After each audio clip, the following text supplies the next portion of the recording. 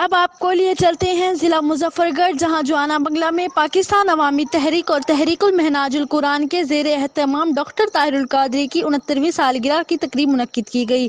Anchor person for news علیم جی چودھری تقریب میں ہی موجود ہیں۔ مزید تفصیلات ان سے معلوم کرتے ہیں۔ جی علیم جی چودھری کا کیجیے گا۔ موجود ہوں، ضلع مظفر گڑھ کا علاقہ ہے جوانا بنگلہ، اور آج یہاں پاکستان عوامی تحریک اور تحریک منہاج القرآن کی طرف سے ایک تقریب کا انعقاد کیا جا رہا ہے۔ یہ تقریب ڈاکٹر طاہر القادری عوامی تحریک اور منہاج القرآن کے جو سربراہ ہیں ان کی 69ویں سالگرہ کے حوالے سے یہاں منائی جا رہی ہے، اور اس وقت میرے ساتھ منہاج القرآن کے مرکزی نائب ناظم اعلیٰ شوکر مزاری صاحب جو ہیں وہ موجود ہیں۔ ان سے بھی میں اس حوالے سے پوچھنا چاہوں گا کہ سر ڈاکٹر طاہر القادری صاحب کا جو فلسفہ ہے، ان کا پیغام جو ہے وہ ہے کیا؟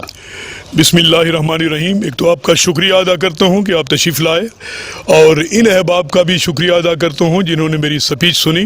فلسفہ ایک ہی ہے کہ دین سربلند ہو جائے اور امہ یکجا ہو جائے، اور دروازہ مصطفیٰ کریم صلی اللہ علیہ وسلم پوری امہ کو جوڑا جائے۔ یہی فلسفہ، فکر و فلسفہ ہے ڈاکٹر طاہر القادری صاحب کا۔ اور آج اس ماہ فروری میں چونکہ 19 تاریخ کو آپ کی ولادت ہوئی، اور ہم 69 سالگرہ کی تقریبات منا رہے ہیں، اور پاکستان میں نہیں بلکہ دنیا کے 110 ممالک میں جہاں تک تحریک منہاج القرآن کا نیٹ ورک پھیلا۔ آج یہ جوانا بنگلہ کے احباب جوانوں نے بھی اس تقریب کو سجا کر اپنے قائد کے ساتھ قلبی وابستگی کا مظاہرہ کیا، اور ویسے بھی عالم اسلام کا اتنا بڑا نام جس پر آج پوری دنیا متفق ہے، شیخ الاسلام ڈاکٹر محمد طاہر القادری، ان کی خدمات پر روشنی ڈالنا اور لوگوں کو آگاہی دینا، یہ ہمارے تنظیمی اور منصبی فرائض میں شامل ہے۔ میرے ساتھ میرے زون کے، میرے ضلع کے، مظفر گڑھ کے سینئر قائدین سارے موجود، اور یہاں کی مقامی تنظیم کے لوگ بھی موجود۔ آج ہم نے آپ کی موجودگی میں بھی کچھ باتیں بتائیں کہ شیخ الاسلام اس وقت ایک مسلمہ حقیقت بن چکی ہے۔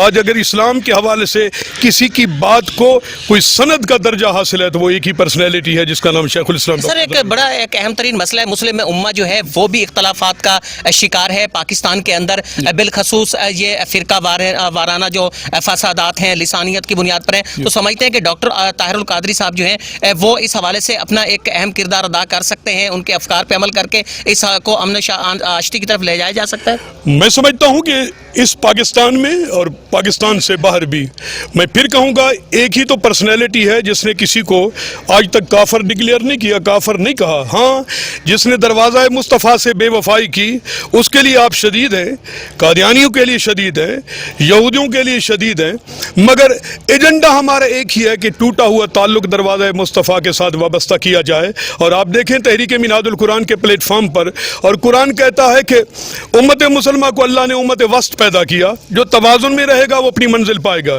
میں کہنا چاہتا ہوں کہ اس وقت عالم اسلام میں اگر کوئی قیادت توازن میں ہے اس کا نام شیخ الاسلام ڈاکٹر طاہر القادری۔ گفتگو آپ نے سنی جناب شاکر مزاری صاحب، تحریک منہاج القرآن کے مرکزی نائب ناظم اعلیٰ، ان کا یہ کہنا تھا کہ اس وقت جب امت فتنوں کی طرف جا رہی، جب امت کے اختلافات جو ہیں وہ بڑھتے جا رہے ہیں، تو اس وقت ڈاکٹر طاہر القادری کے افکار اور ڈاکٹر طاہر القادری کی شخصیت اس حوالے سے اہم ترین کردار ادا کر سکتی ہے۔ جی